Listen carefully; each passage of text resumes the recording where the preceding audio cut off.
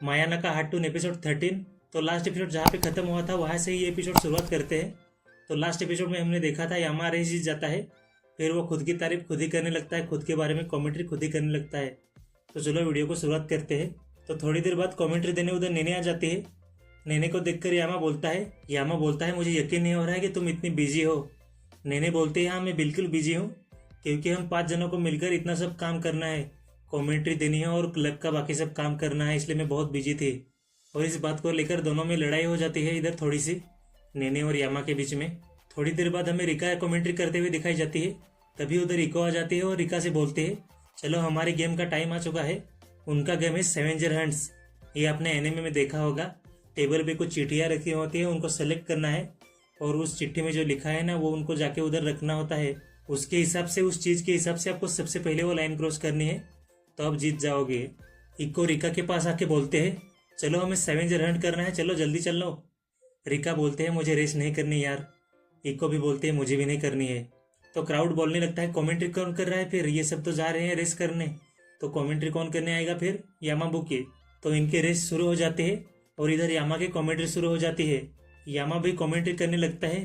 तो सब लोग अपना दिल थाम के बैठो, हिस्ट्री की सबसे खतरनाक बैटल शुरू होने वाली है, सबसे डेंजरस गेम अभी शुरू होने वाला है।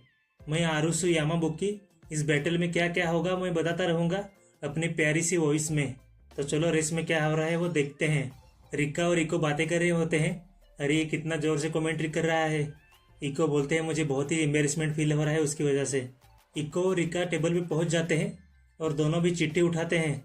तो रिका की चिट्ठी में ये लिखा होता है कि तुमको सबसे ज़्यादा वॉइस किसकी पसंद है, और इको की चिट्ठी में लिखा होता है कि तुम किस पर्सन पे सबसे ज़्यादा निर्भर हो, मतलब तुम कौन से पर्सन पे सबसे ज़्यादा भरोसा करती हो, कोई प्रॉब्लम आए तो उस पर निर्भर करती हो, ऐसा है।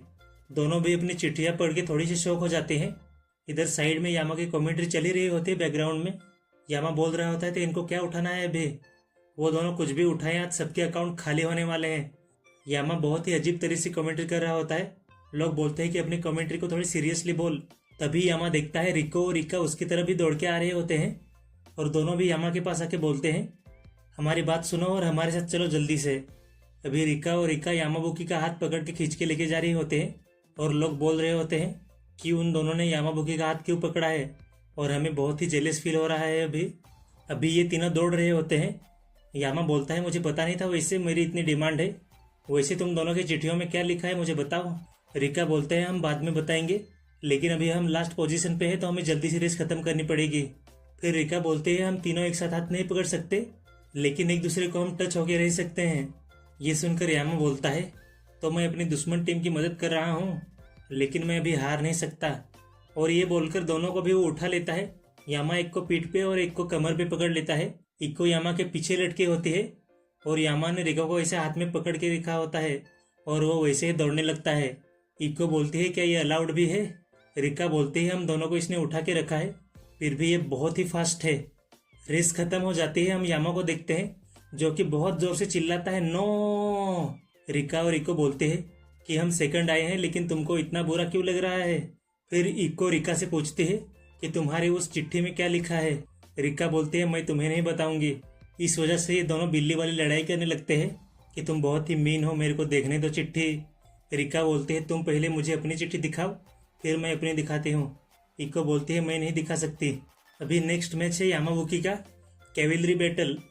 अभी ये भी गेम आपने एनिमे में देखा होगा कि 3 लोगों की ऐसी टीम होती है, उसके ऊपर एक खड़ा रहता है, दूसरे लोगों के सर पे जो बांधा रहेगा ना वो लेना है आप लोगों को, तब आप जीतोगे।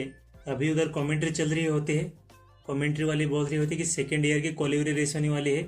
लेकिन अभी कुछ स्टूडेंट बात कर रहे होते हैं कि जो लोग वो घोड़े बनने वाले थे उनके पैरों पे चोट लग गई है, तो इसलिए वो 2 लोग घोड़े नहीं बन पाएंगे। इधर अभी यामा पे आते हैं जो कि शिनोबू को पूछने आया होता है। यामा शिनोबू के पास आके बोलता है कि शिनोबू तुम इधर क्या कर रही हो, हमारा गेम चालू ही होने वाला है। शिनोबू बोलते हैं हाँ उसके बारे में ही बात करनी है तुमसे। फिर शिनोबू यामा को बोलते हैं कि हमारे 2 प्लेयर थे उनको चोट लग गई है, हम शायद अभी गेम नहीं खेल सकते। ये सुनकर यामाबुकी बोलता है क्या नॉनसेंस बोल रही हो ये तुम। यामाबुकी कभी बिना लड़े हारते नहीं हैं, बिना लड़े कभी हार नहीं मानते। और अगले ही पेज में देखते हैं यामाबुकी ने अकेले शिनोबू को उठाया होता है अपने कंधे के ऊपर। अभी इन दोनों को देखकर फिर से लोग बातें कर रहे होते हैं, वो बस दोनों ही गेम खेल रहे हैं ये। और शिनोबू तो पूरी रेड पड़ चुकी होती है। शिनोबू बोलते हैं, हे यामाबुकी, हम ऐसा नहीं कर सकते। फिर यामा शिनोबू को अपना प्लान बताता है। फिर इनकी रेस स्टार्ट होती है और अभी हम देखते हैं कमेंट्री देने के लिए इको खड़ी है।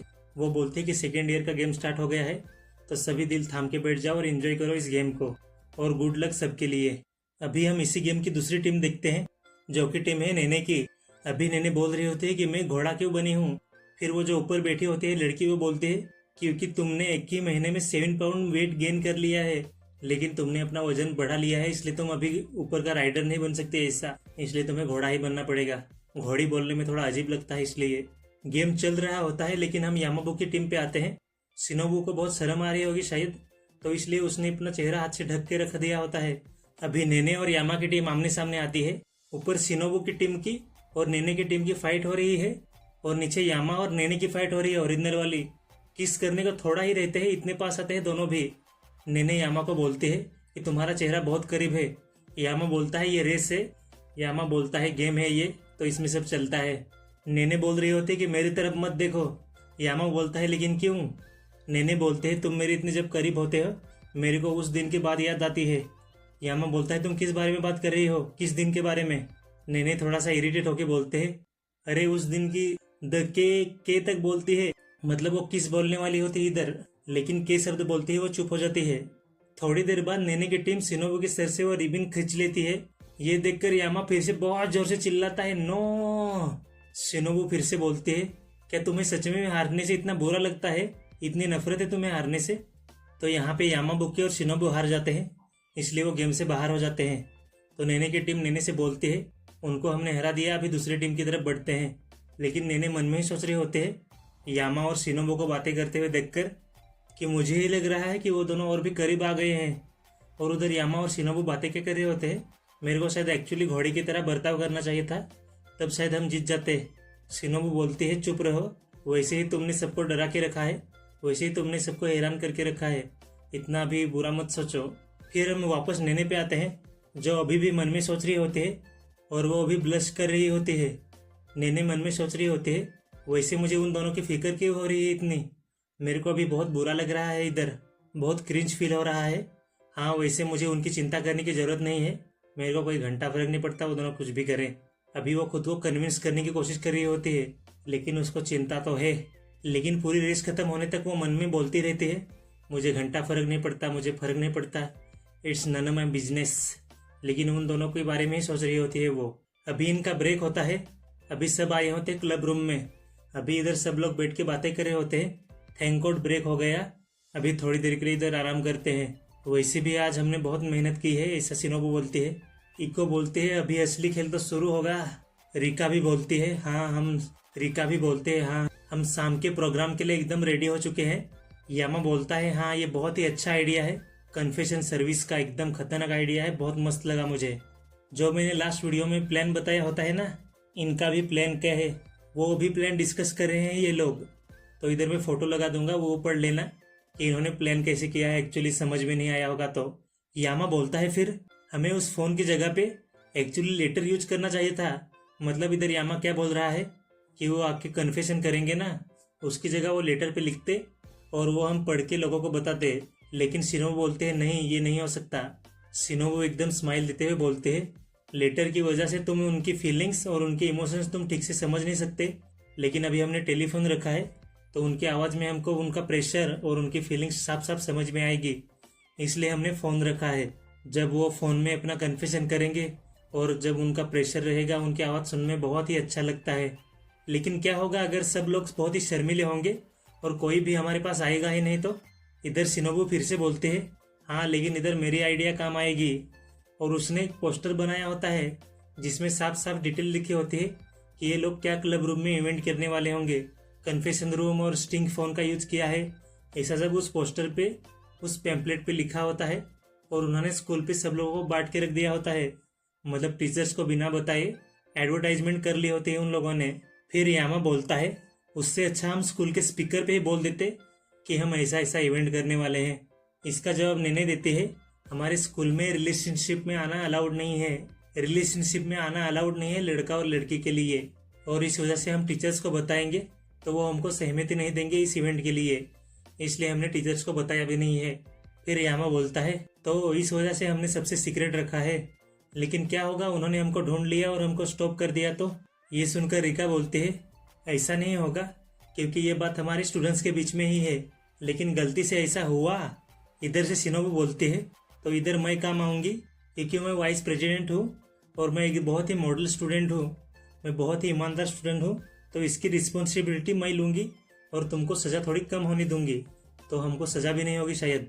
फिर शिनोबू बोलती है वैसे भी मुझे ऐसा इवेंट करना था जिसमें स्कूल इन्वॉल्व ही ना हो, मुझे स्कूल से छुप के ऐसा कुछ करना ही था, मेरे को एक बार ट्राई तो करना था। मैंने ये सब प्लान किया है और हम सब बहुत ही अच्छी मेमोरीज बनाएंगे इधर। यामा बोलता है हाँ, और चलो अभी वो फिलर्स बांटते हैं, जो पैम्पलेट्स बनाए हैं ना शिनोबू ने वो बांटते हैं, और इस तरीके से बांटते हैं कि किसी टीचर को पता ही ना चले हमारे बारे में, छुप के बांटेंगे। तभी शिनोबू के पीछे से एक टीचर आती है और वो बोलती है क्या बात है, किस बारे में बात कर रहे हो, किस बारे में बात कर रहे हो, जो टीचर को पता नहीं चलनी चाहिए वो कौन सी बात है। ये सुनकर सबके चेहरे लाल पड़ जाते हैं, सबको पसीना आ जाता है, और इस टीचर का नाम है लेमन। और अभी शिनोबू बोलती है उसको लेमन चान, हमें कुछ टीचर के बारे में पता चलेगा, इसका नाम लेमन आइडो है और ये 27 साल की है और ये पॉडकास्ट रूम की एडवाइजर है। तो चैप्टर नंबर 11 इधर ही खत्म हो जाता है। अगली बार से मैं वीडियो चैप्टर वाइज करूँगा, मतलब 12, 13, 14 ऐसा, हर चैप्टर पे एक वीडियो। तो ये वीडियो इधर तक ही। ये वीडियो भी मेरे को लगा था इंटरेस्टिंग होगी, लेकिन इस वीडियो में भी ज़्यादा मज़ेदार पार्ट नहीं आया। मेरे को लगा था इस वीडियो में आ जाएगा, इसलिए नेक्स्ट वीडियो में ही अच्छा पार्ट आएगा, असली मज़ेदार कॉमेडी पार्ट अगली वीडियो में ही आएगा। तो लाइक, सब्सक्राइब और कमेंट कर देना। थैंक यू, मिलते हैं अगली वीडियो में।